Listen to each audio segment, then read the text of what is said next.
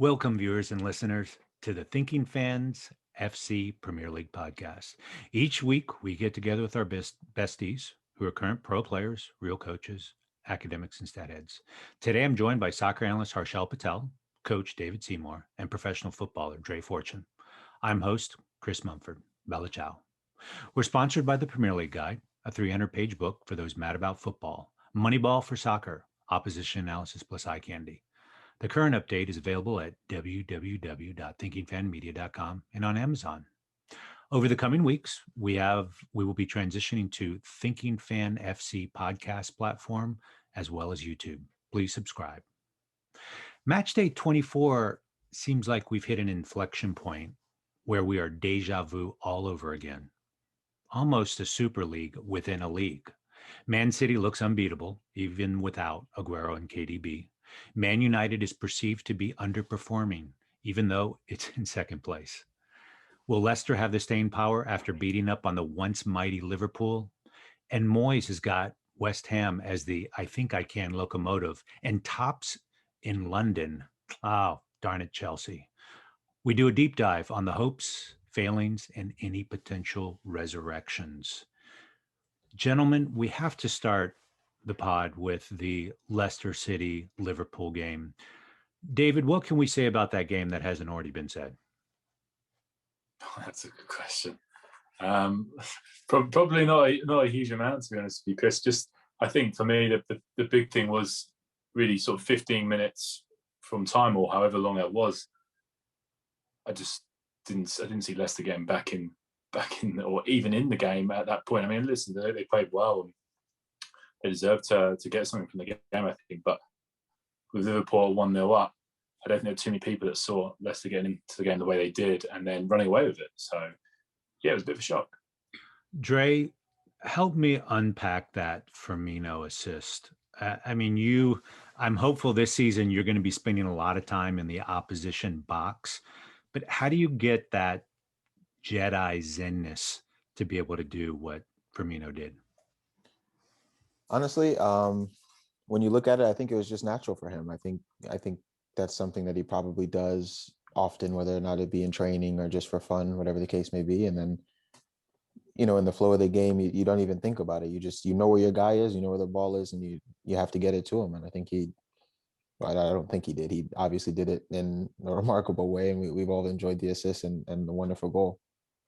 And Salah's just almost nonchalant hitting into the far net there was just, it really, there's so many moments of this season. I think that'll probably be one of the top 5 moments that I'll remember for the season for what it is, even though it was a losing effort. I will tell you, I do have some existential angst because of that game, in that I feel like Liverpool, if you look on paper, you look at the talent, you look at the players, and for whatever reason, if we live in a simulation, then Liverpool's at the top of the table most of the time. But last year, Liverpool was able to win those 1-0 games, sometimes against some lower table folks, and just get out of there, right? And that just hasn't happened this year. While I was at Man City, for whatever reason, did they do a deal with the devil? I don't know, right? But they got away from it even after such a sloppy start. So my existential angst is that sometimes things aren't supposed to happen the way they are, which I guess I could consider as a little depressing, or I could see it as that's what makes life so exciting. So we've definitely seen some mistakes creep in there, Chris. Don't you think? Like, I still think Alisson's one of the best keepers in the world. Don't get me wrong, but I think that they look almost human this season. And whether that's because they haven't got Van Dijk at the back, I'm sure that's a major contributing factor. But I don't recall, and I could be wrong, this could just be my memory failing me. If it is, I apologise, but I don't recall mistakes like the ones we've seen in the last couple of weeks last season. No. Well, yeah. Dre, you about to say something? Well, no, I was just going to go off of that. I mean, I agree. I don't recall any mistakes like the ones that we've seen. I mean, these are mental lapses. I mean, I thought last week, I thought he was just so, and speaking of Alisson specifically, I thought he was so casual last week. And in his playing out the back, and I think it reflected. And then this week again, I mean, I don't know what happened on the second goal there where he comes up for the ball, but I mean, I don't know if maybe I highly doubt that they've gotten comfortable and decided, okay, like, we've done what we wanted to do. That there's no way that that's happened, not in this profession, but I'm not I had entirely a sure what's theory. caused it. I had a theory on that mistake, and it was at the time, it was my initial reaction. I think I had the commentary off because I was really annoyed with whoever was commentating, but so I didn't really hear what they were saying. But my initial reaction was that actually it wasn't Alisson's fault, that I presume that a keeper of that stature had made a big call, and I don't know if this is the case or not, so this is just my theory, made a big call to claim that and get rid of the ball, and Kabak just got in the way. And if you look where Kabak was when he tried to kick it, the only way he was going to be able to kick it was to the side. Like, he cramped him and his technique was all off as a result. And I wonder if Kabak didn't hear him call, or it was him potentially as a lapse in concentration. But I could be wrong.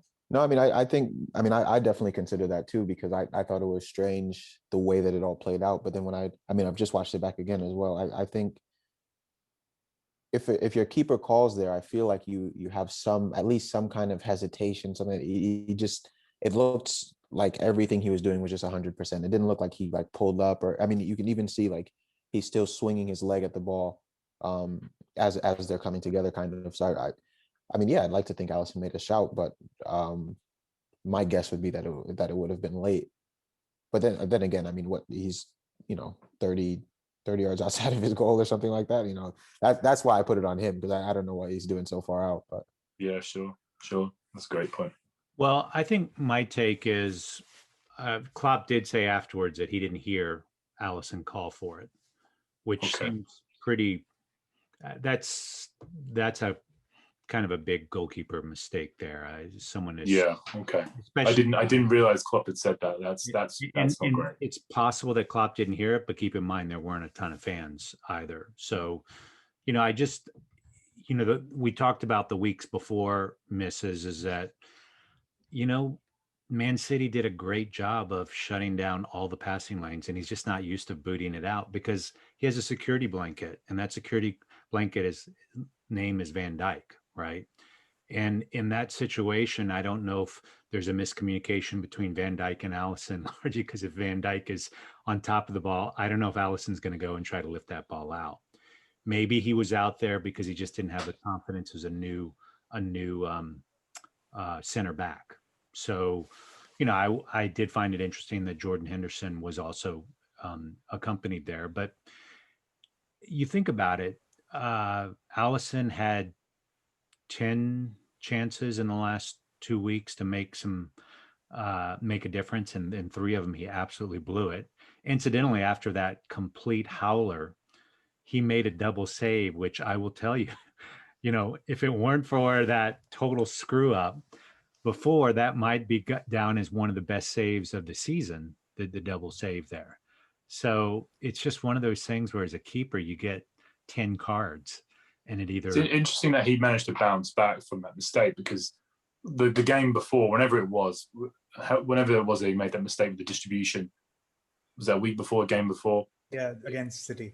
Yeah. It was interesting to note that as soon as he made the first mistake with his distribution, it's very rare at the highest level of sport, let alone football, that you actually see a top performer's brain just go for a second. And I remember there was another sort of piece of distribution he was going to do 30 seconds later, which led to the goal or whatever. And you could see the doubt in his mind. You could see the lack of confidence. And to see that the top level is a rare thing, but it was so visible. And I'll add to that as well. I think that showed itself in the Leicester game, because after they scored, it seemed like it was almost like relief that we've put the ball in the back of the net again, and then they just give up 3. And 3 goals that I thought would have been very easily avoidable had they been locked in and laser focused, as we've seen over the last season or so. Well, that's why, to kind of get back to the existential angst, each team had 11 shots on goal. Liverpool had 3 shots on goal. Leicester had 6. And XG, Liverpool had 1.25 versus Leicester's 1.8.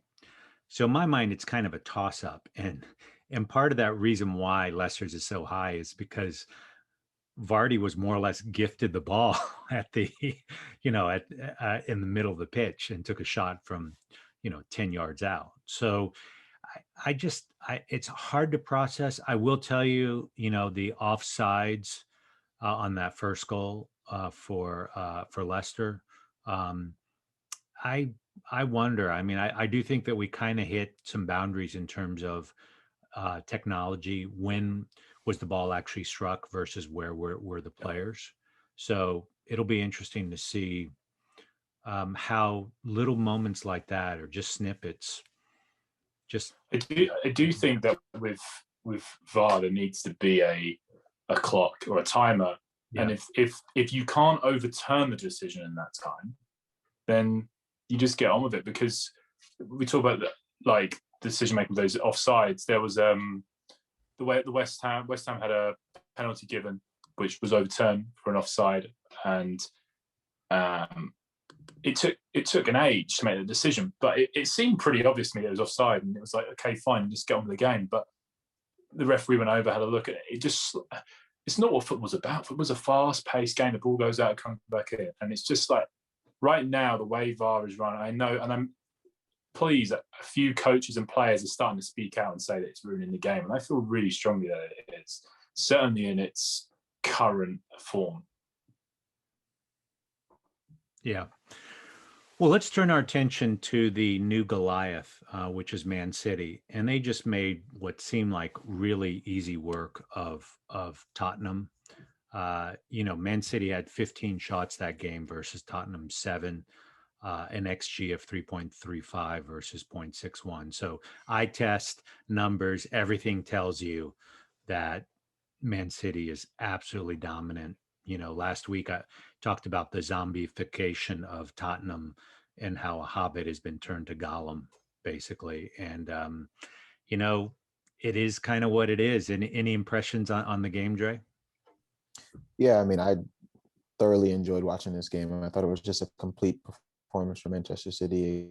They were just a better team outright. And, Pep's always put them in a position tactically for them to succeed. And I think he's done that again. I mean, seeing Cancelo tuck into the middle of the field and help orchestrate for them alongside, Rodri and Gundogan, I think it's working flawlessly for them. And they scored three goals that I really enjoyed, particularly the last one. Feel, a bit sorry for Davinson Sanchez there, but yeah, I mean, I think all in all that it's very simply put, Manchester City was just a better team on the day, and they have been for a majority of the season, which I just like to add that I alluded to earlier in the year when they were lower in the ranks there. But they complete performance. How does Gundogan, how does he almost come from the ashes or the shadows? And I know he had some injuries earlier on, but how does he play into his mojo like that? Yeah, I mean, the goal scoring form is definitely new. I mean, since he's been at Manchester City, even before that, he established himself as a top midfielder in terms of, retaining possession of the ball and breaking lines and stuff like that. But I think the new dimension that we're seeing now is the runs out of midfield that are really helping him get into those positions to score goals. And then, I mean, after that, granted, a couple of them have been tap-ins, maybe penalties here and there. Once you're putting yourself in those positions, I think, that's when anything can happen. And I think that's the biggest difference right now for him. Harshal, what's your take on Man City's ascension and Tottenham's demise?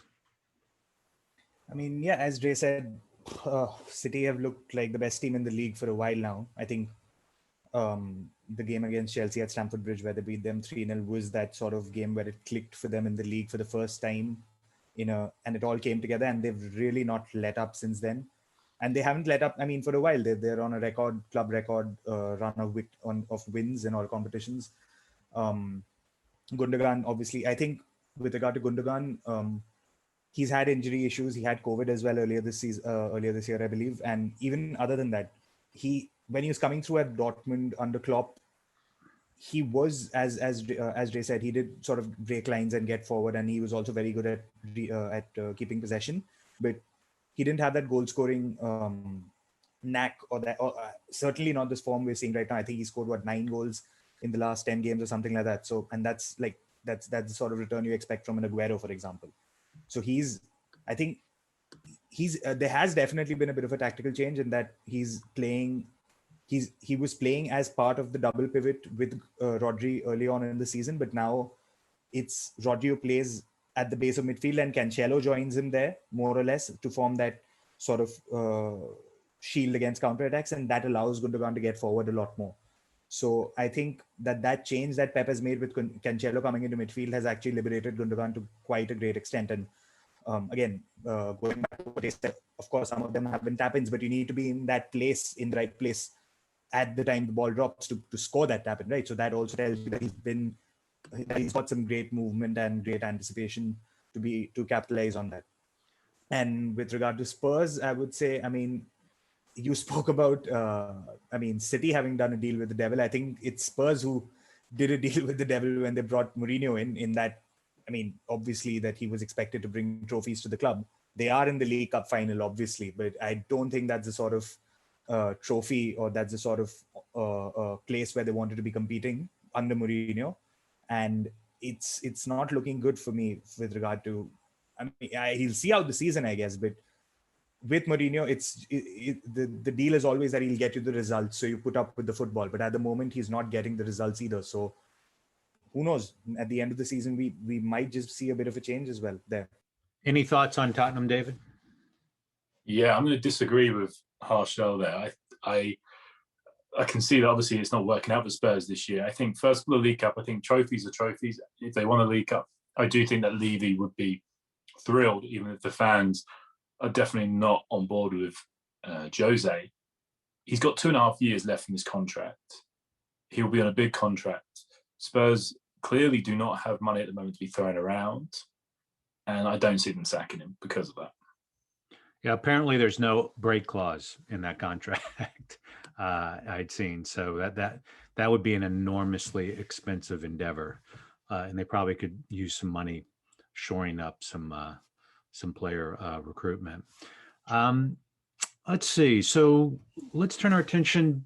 Brighton Aston Villa, which I thought was going to be one of the most entertaining games of the week, ended up at 0-0.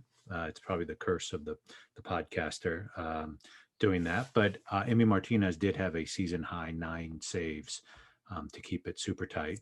Wolves did beat Southampton 2-1. So it seems like Wolves might be righting themselves a bit, and Southampton continues to fall. Let's turn our attention to Man United West Brom 1-1. Harshal, I'm going to tee this one up for you. What's your sense of where Man United is as underperformer, even though they're second in the league? I think that tells you, to be honest, that tells you how much Solskjaer has done with this squad, because, I mean, if you would have told United fans, just general fans of the Premier League, that Man United would be second in the league with about 24, 25 games in, I mean, anybody would have thought that would have been a great performance from this United team, because yes, of course, they have brilliant individuals, but at no point in the last 7-8 years since Alex Ferguson has retired have they seriously challenged for the title. And I mean, the fact that they're second, yes, they are 7 points behind City, and City obviously have a game in hand as well, but it's a mark of some of the work that Ole Gunnar Solskjaer has done, that being in second is being considered a bit of an underachievement. But I mean, yes, obviously this game was disappointing, but it's also been a pattern with United where, and this is down to the fact, and this is something I strongly believe, that it's because of the fact that United don't have specific coached patterns of play. It's a lot more individual. It's based a lot more on individual brilliance and sort of off-the-cuff expression in an attacking sense, which is where it can, on the days when it's not working, you don't have those patterns to fall back on. And that's where, you can struggle to break down teams. And look at the goal that United scored. Obviously, it was a brilliant goal by Bruno Fernandes, but that's what it was. It didn't come about from some sort of brilliant team move or a tactical instruction or something like that. It was just an individual moment of skill, right? So that's basically what United are. They're a very good bunch of individuals who can win you games, and they've done that throughout the season, where they've come back from losing positions and won and drawn games. But it's not a coherent and consistent strategy if you want to win the league, and that's basically why United aren't title contenders. And Moyes said as much in his post-match conference as well. Dre, what's your take? I mean, Man United second in the league. West Brom's on any given Sunday is 18th or 19th in the league. How is there such a big letdown on that? Do you buy into the patterns of play and just individual performances is what's kind of keeping Man United up so high? Yeah, I definitely do buy into that. I mean, I think when you look at, it's funny, I was actually thinking about this before we started the call. When you look at teams across the league, ideally you want for your team structure to help win you games. And by that, I mean, you implement tactics and you get players that fit into those tactics, and then collectively, they'll score goals, they'll defend, whatever the case may be. The teams that end up on the top, the special teams, the Manchester Cities, the Liverpools, whatever, they have that, but they have the individual brilliance that bails you out, essentially. So in those games that it's 0-0 and 90th minute, you need a goal, somebody will produce something. So for example, Firmino produces that wonderful assist we saw against Leicester. Unfortunately, it didn't help them win, but I think that's where you speak about individual brilliance and how it makes a difference. And I think Harshal spot on when he talks about in this game, Bruno Fernandes scores a great goal that most players probably aren't going to score, and it earns them a point. And to be honest, I mean, West Brom, as bad as we've seen them this year, they had chances to go on and even score more goals and potentially win the game. So, yeah, I think it's obviously a letdown to not get 3 points from that game, especially when you're in second place or looking to be at the top of the table. But I don't know. I haven't been too confident in Man U throughout the season. I've maintained that. But yeah, when you have the players like Bruno Fernandes and Paul Pogba, Rashford, all those guys, they're gonna bail you out every once in a while. Interesting. So you're saying the system and patterns of play kind of smooths out things, and then the individual performances can kind of get you over the top when that's not quite working, rather than the other way. I'd say so. Yeah, that's what I think. Interesting. So David, the Arsenal Leeds game, I think we've learned that the way to really sharpen up Arsenal's ability is to just play against Leeds, right? I mean, if Leeds can make Everton even exciting to watch, then that's all it takes. I mean, what the heck was going on in the Arsenal Leeds game? Yeah, crazy game. And I think that Arsenal fans will be pleased to see Aubameyang looking sharp. There was some contention about whether he should have been given that new contract, and you could argue that hasn't really worked out as they'd hoped, but he looked very sharp against Leeds, and I thought Arsenal started very positively.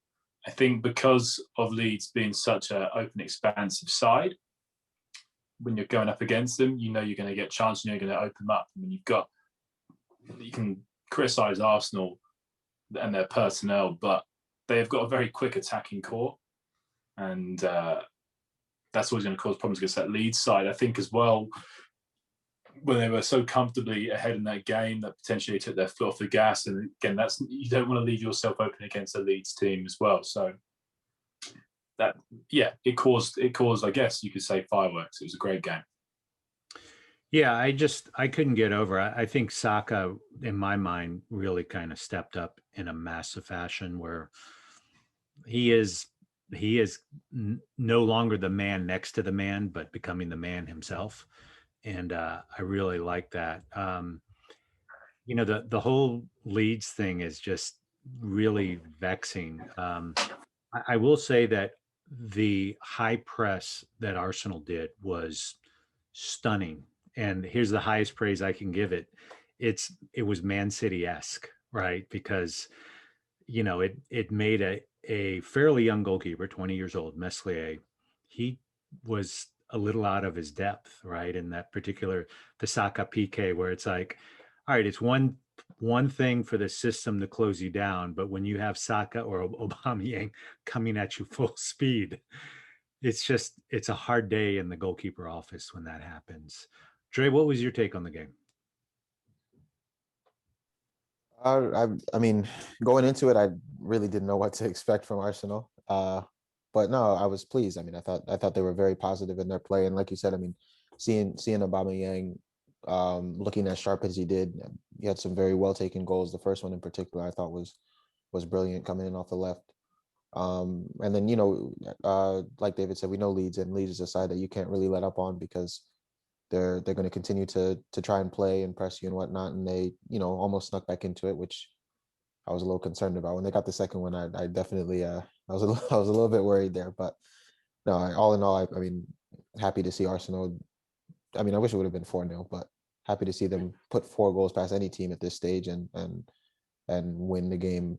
I guess you could say comfortably in the end. So yeah, we can talk about so many different things about Bielsa as a coach, but just very quickly, just one thing that I've always noticed in like games where Leeds have potentially been beaten heavily is that even in the 90th minute, let's say they're losing by 4 or 5 goals, he's still demanding like perfection from his players constantly. And I think that when we talk about you can't let up against Leeds, because he has drilled it into them that they've never finished.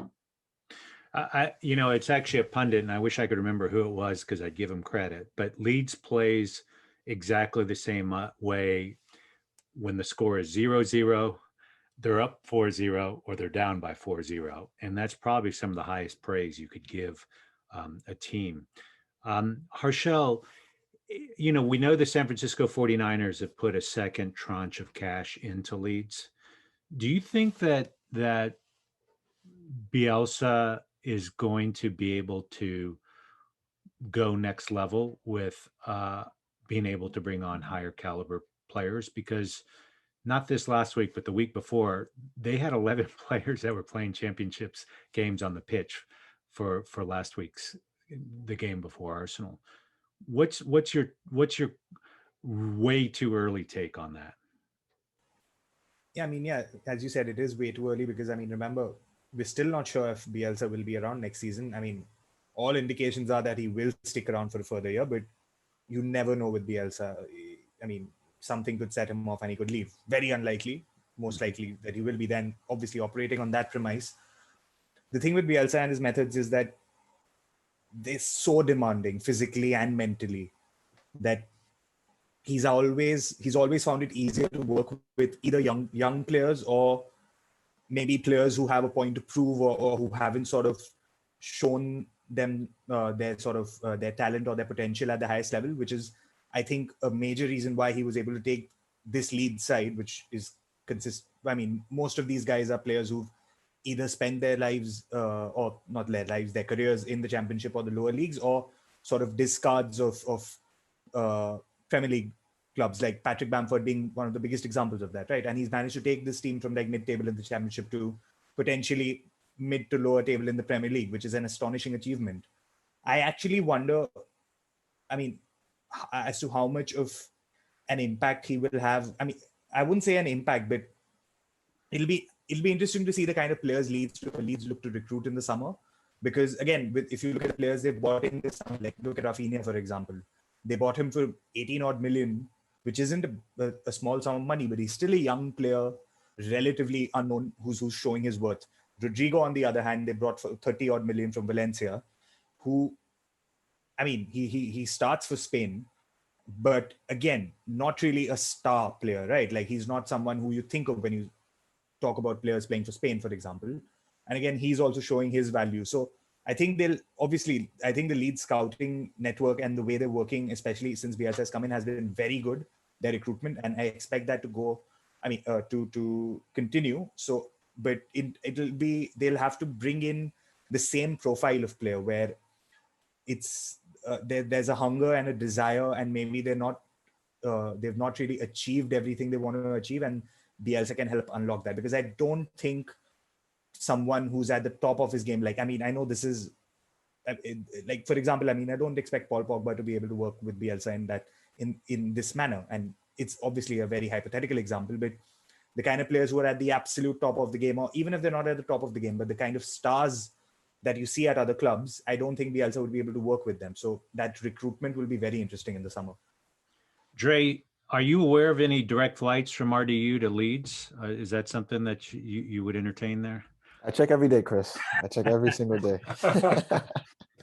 Yeah, it's going to be interesting. I don't think they're going to be able to get the top shelf players, present company excluded, of course, top shelf players to Leeds yet, just because it's still on the come, if you will, on that. So it'll be really fascinating to see what they end up doing. What I think that Leeds is missing, as is Liverpool right now, is they're missing a center back or a six that can collect the ball from the goalkeeper and dribble up as necessary to break some of those presses, and just have the confidence, a Partey, if you will, that has the confidence on the ball, that's not going to get stripped away. And I don't know if Leeds is going to be able to find that player. I know that Liverpool is going to be able to find that player when Van Dijk comes back, right? So that's, to me, is having seen a lot of high press, it seems like, in the last few weeks, they're going to have to think through that. And Bamford is not particularly adept at being able to take a long ball from a goalkeeper and do something with it, like somehow a Salah or a Mane seem to be able to, even though they're much smaller. And of course, they're running onto the ball, as opposed to Bamford being more of a target striker. So I am going to be really interested to kind of see how that all evolves. Well, let's turn our attention to really that I think I can locomotive in London, West Ham. They had a nice little victory. They're still in fourth place. David, can we believe in this dream a little bit longer, or are we going to have to wake up? Sorry, David, just to jump in there. Sorry to interrupt, but I had to interrupt because it's been so, I wouldn't say amusing. It's actually been quite nice to see over the last few weeks. Whenever we've had David and we mentioned West Ham, it's his face lights up and he smiles, Versus last year, which he was very grumpy about. Exactly. It's such a contrast to last year. And it's another surprise for me because I support a club which has had David Moyes as a manager. So I never thought anybody could be smiling about a team managed by David Moyes. Right. But he's changed that this season. Yeah. I mean, I don't think we'll continue, but you know what? It was pretty great to look at the table for that sort of 30 seconds before the Chelsea game kicked off and to go, all right, we're in fourth place. That was pretty great after 24 games. Crazy. It's been bizarre. I don't think anyone could have seen it coming.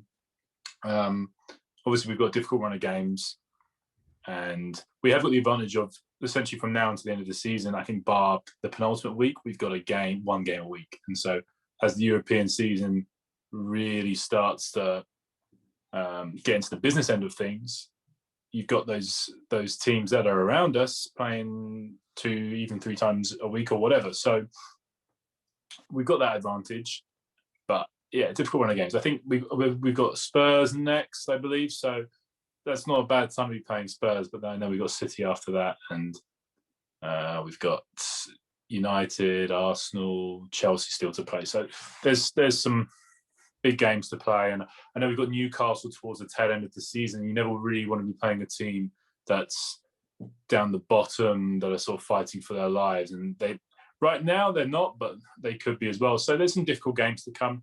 I'm just enjoying it. We don't have a striker, and we still managed to score 3.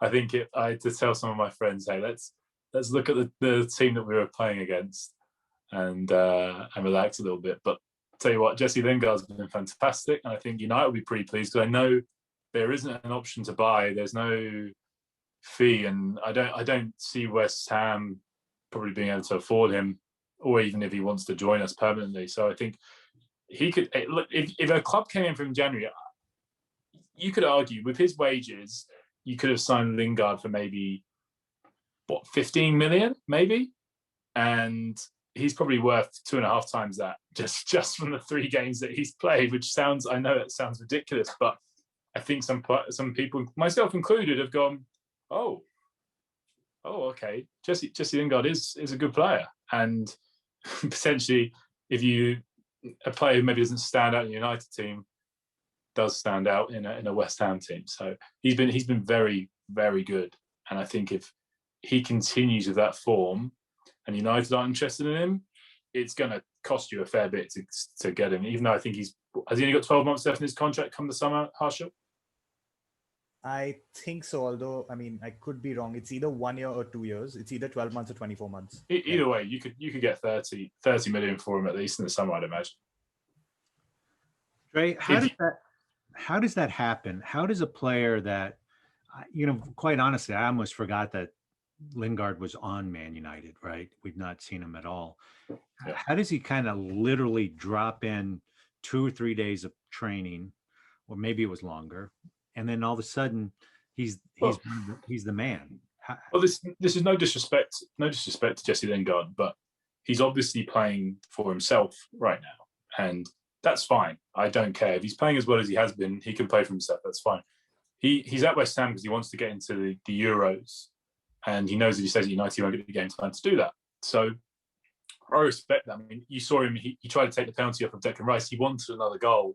He's coming. He's super driven. He just wants to play as much football and play as well as possible because he wants to get to the Euros. I think that's been pretty well documented. So I think it's a pretty rare case. And I think that if clubs come in for him in the summer, and I don't want to be unfair to Jesse Lingard, but I do think that some of the criticism that he's had before is that potentially his attention has maybe been elsewhere or maybe not been as focused and his performances have slipped. Harshal, would you agree, or am I being unfair then?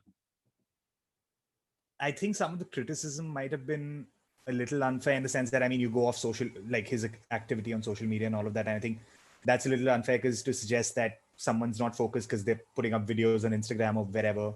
I don't think that happens in professional football nowadays. It's just how, I mean, people of this generation, I mean, our generation basically are, we are people who are on the internet a lot more than someone from maybe 20, 30, 40 years ago. So that aside, his performance levels, I mean, I think it did just seem odd though.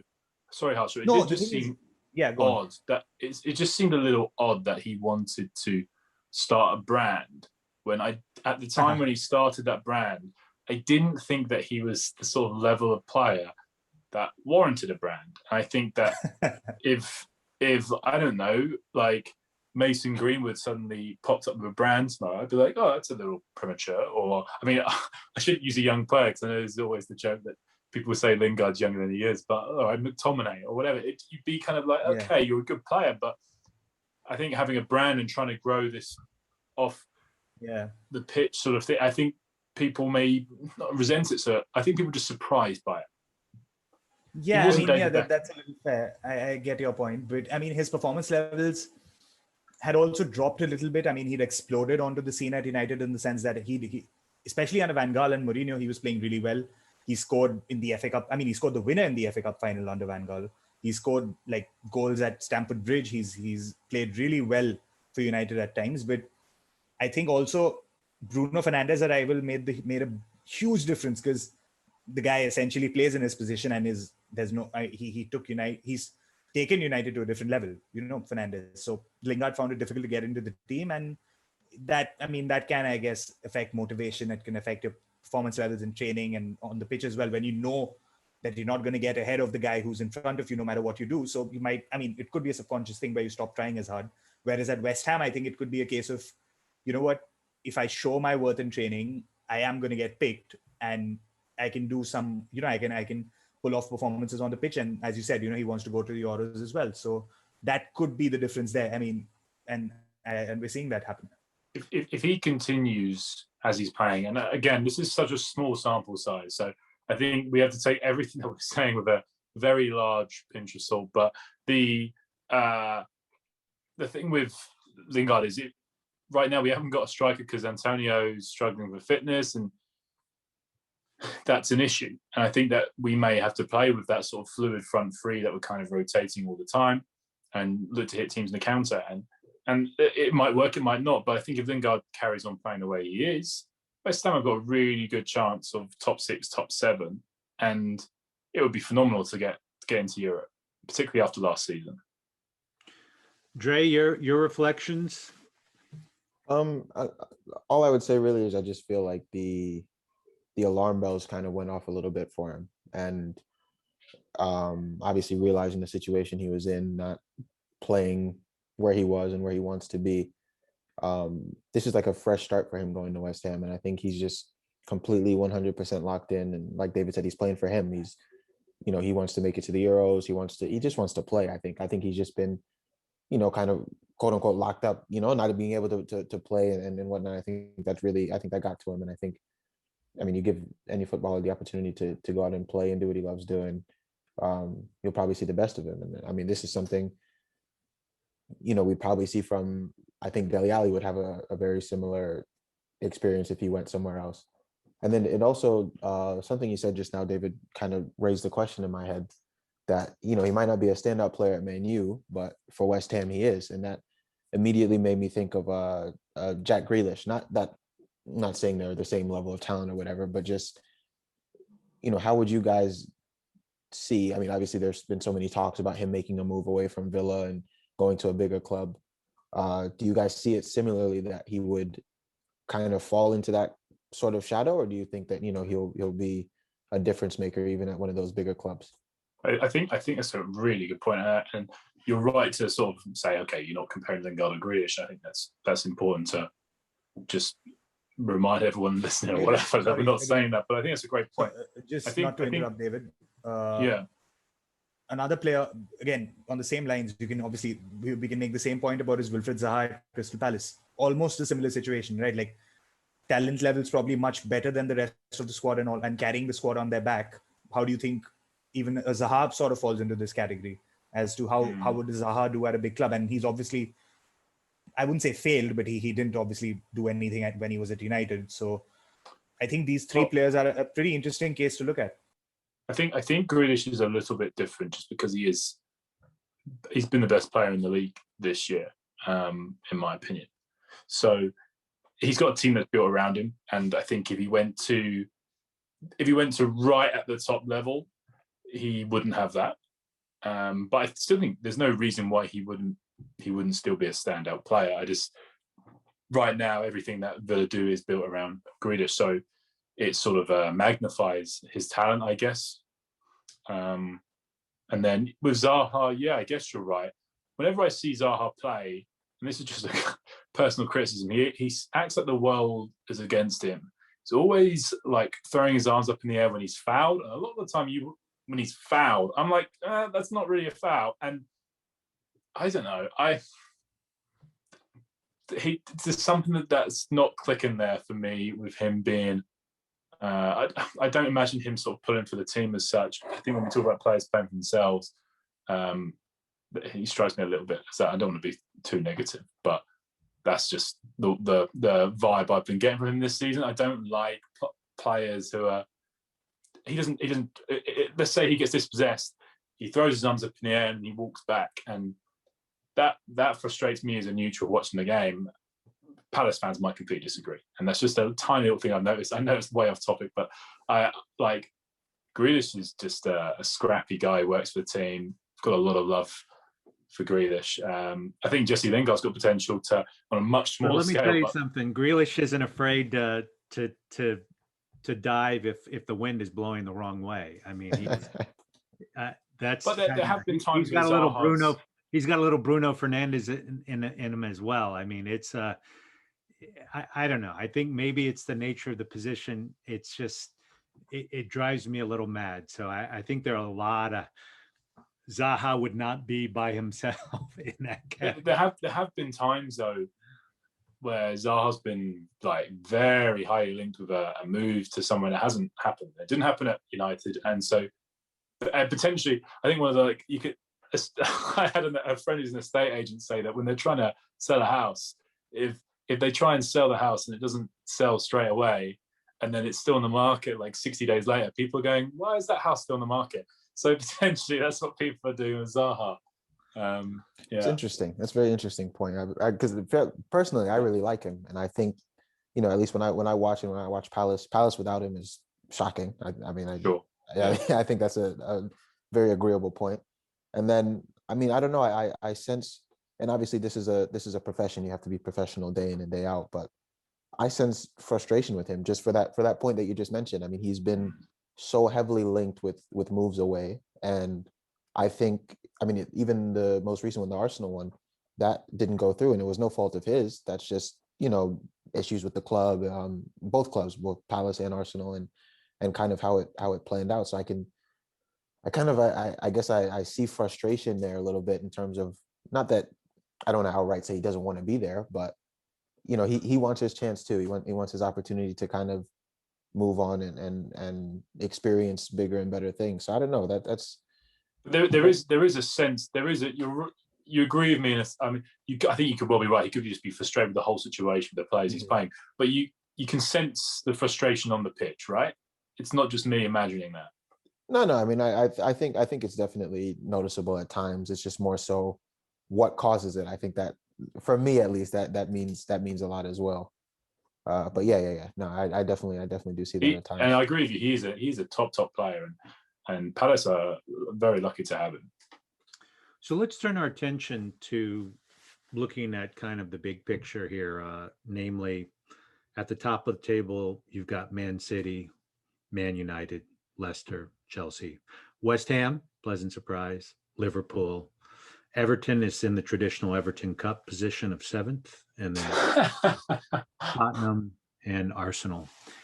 So you look at this and it's like, wow, this kind of looks like what the league standings were 2 years ago or 3 years ago, right?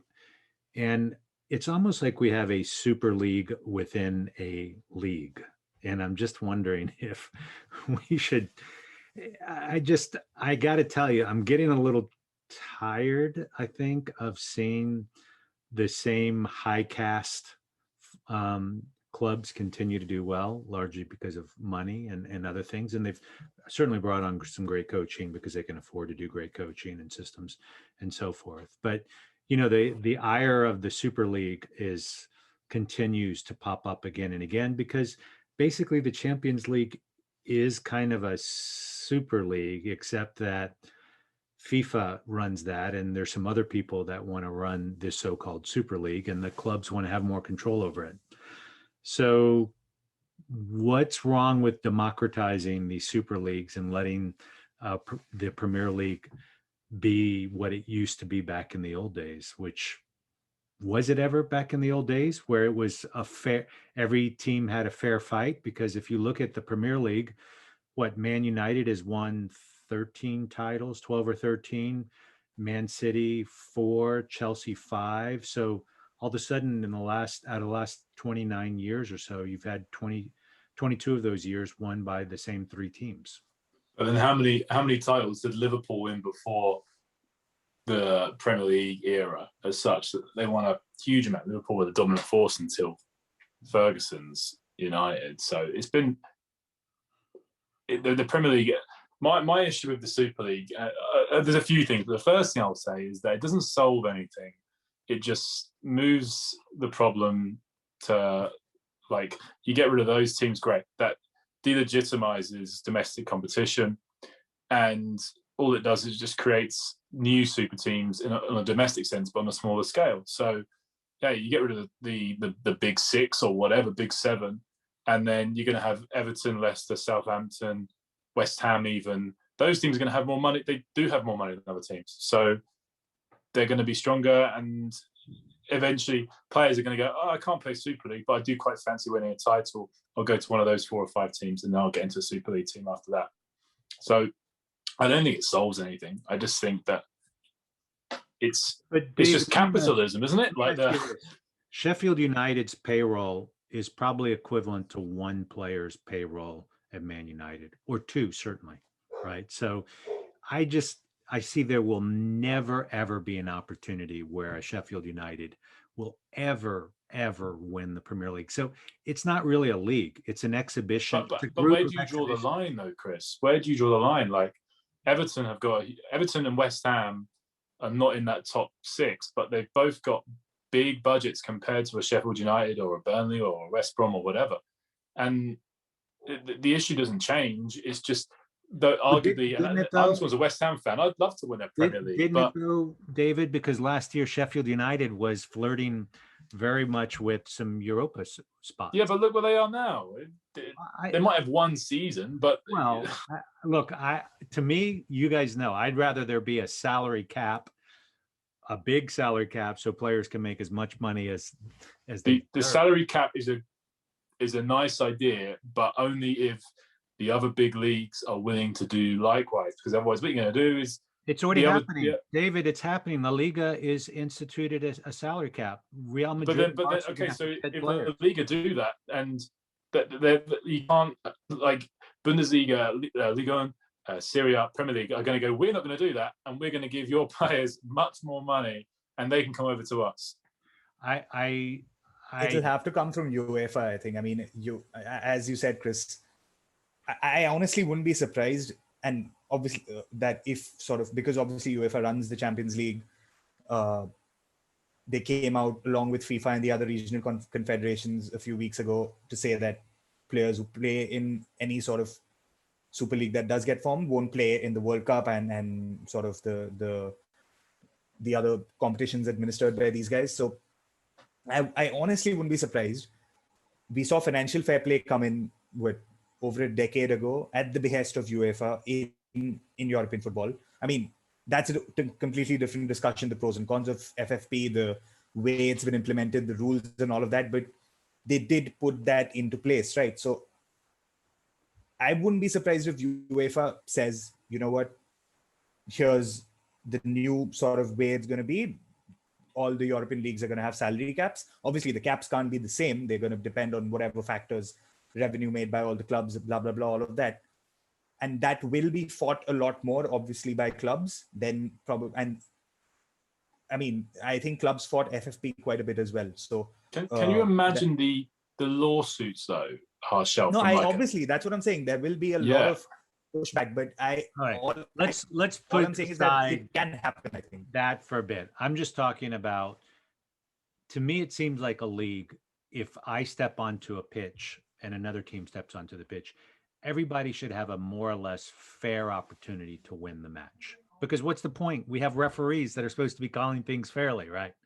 But the thing is it's already it's already weighted so much towards a ManCity or ManUnited that there's just no way that these other clubs are going to catch up. Outside of the top six, if you ask any fan of a mid-table to bottom-end club, the best part of the season is the first 3 or 4 weeks where one team makes a break for it and is suddenly in the top 4. And you have that moment of belief. You start every season believing West Ham could get Champions League football this year, Chris. David, they won't, David, but we could get Champions Chris, League you wouldn't football. have had, I mean, Chris, you wouldn't have had a Leicester, like Leicester wouldn't be a fairy tale. So wait a minute. It's a fairy tale. Talking about, right. There are 2 times in the last 29 years. You've got Leicester. Blackburn. That's right. Yeah, I mean, come on.